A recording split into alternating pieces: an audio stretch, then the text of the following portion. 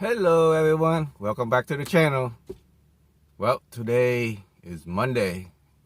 We are about 3 more days before I'm leaving California to head toward Northeast, where I will finish up my 13th state capital, and that will finish my journey of visiting every state capital in the 48 state, corners wise. So anyway, today I'm going to share with you one of the items that I've been reluctant to install or do to this vehicle, which is an AC inverter. There's a reason why it is a good idea to have an AC inverter installed in any vehicle, because several reasons. All right.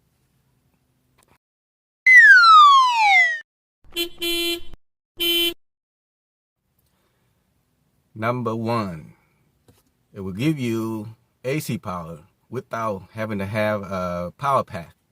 So for the longest time, I never had power pack for almost a year, and I've been able to get away with it. I was able to cook rice. I was able to use 120 volt AC power appliance while I'm driving. Why are you driving? That's the main thing. You don't want to just sit in one place. Oh, actually, you could run the engine in one place, but it's not a good idea. Number two, the way I set it up right now is not ideal because there's a lot of heat in the engine compartment where the inverter is sitting at, so it's not ideal. But the way I set it, it give me two options. One, I will get 120 volt into the vehicle via the inverter, or number two, I will get AC, which is shore power when you're at a campground, without having to run extended cable through the door or window. I'm just gonna go plug it into the extension cord where the engine, the front of the engine, and then I'm good to go without having to worry about extensions sticking out on the side. And number three, it let me run my fridge while I'm charging my battery pack at the same time if I want to, because if I bring along the charger using the AC charger, so I can run multiple, as long as I keep it under 400 watt, because this one is a 400 watt inverter. So yeah, that's number three. Number four, having AC inverter in here will enable me to charge the power pack, with especially my my Rock power pack, twice as fast. I'm going to show you. All right. So this installation is, by the way, disclaimer, this is for entertainment purpose only. If you decide to do this, this is you taking your own risk, okay? So I'm using a 400 watt power inverter from Walmart. Normally you would like to keep this inside a vehicle, away from the element and everything. But you know what? This thing is pretty well insulated and well covered by the engine hood. So I decided to install this on top of the fuse box. So right now you can see I anchored down with 1, 2, 3, 4 nuts that screw down to the box. And as you can see right here, there's negative and there's a positive terminal here. And I go to negative there and positive there. So normally you would see a fuse, but I don't really care because it's so close to this. If anything short, the fuse will kick it in, and the wire is pretty well insulated, so I'm not too worried.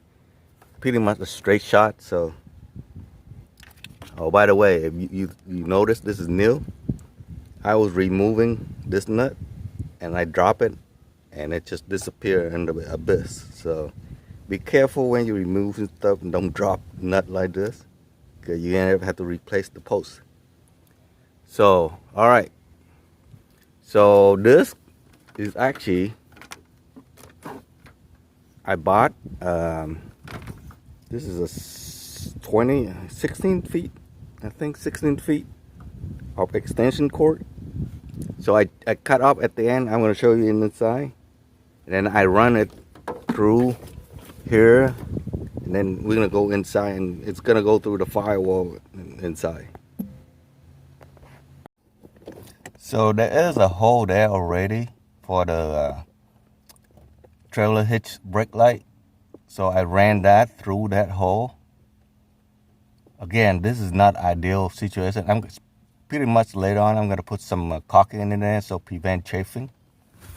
And then we're gonna go along here to here, and then I hide it under the plastic panel here, and then running along behind this, and then eventually it will come out to pretty much in the middle.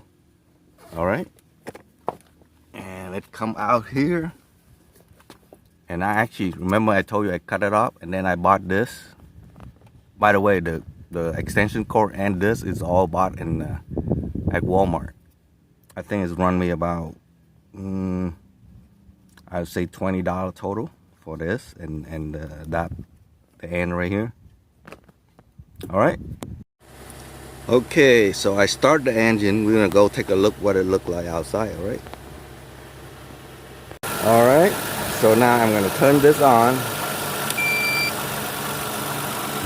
So we getting 13.9 volts going in. Right now there's no load on it. We're gonna come back. I'm gonna turn on the plug in the charger into the power pack and see how much it's used. All right. All right. So right now we have 12 volt coming out of there. Normally it would come out of there whenever the engine running. So we're gonna see how much it's gonna charge.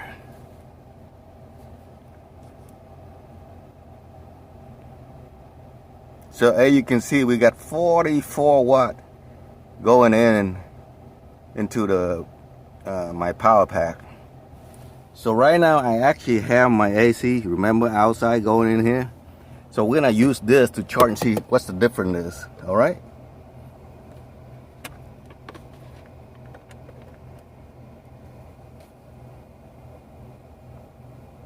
Look at that. Instead of 44 watt, now I'm charging at 91 watt. So it's almost twice as fast by using AC charging method. So you cut down your charging time almost twice as much. That is one of the most major important thing of having an AC inverter in a minivan camper. All right. One word of caution though. Even when you turn off the engine, and if you don't turn this off, it will drain your battery and kill this battery. So make sure you turn it off.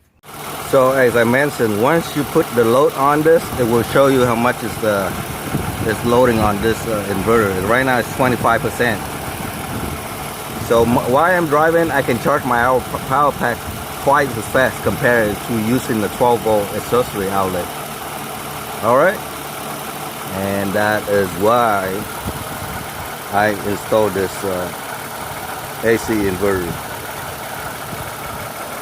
All right. Thanks for watching. I will catch you on the next video.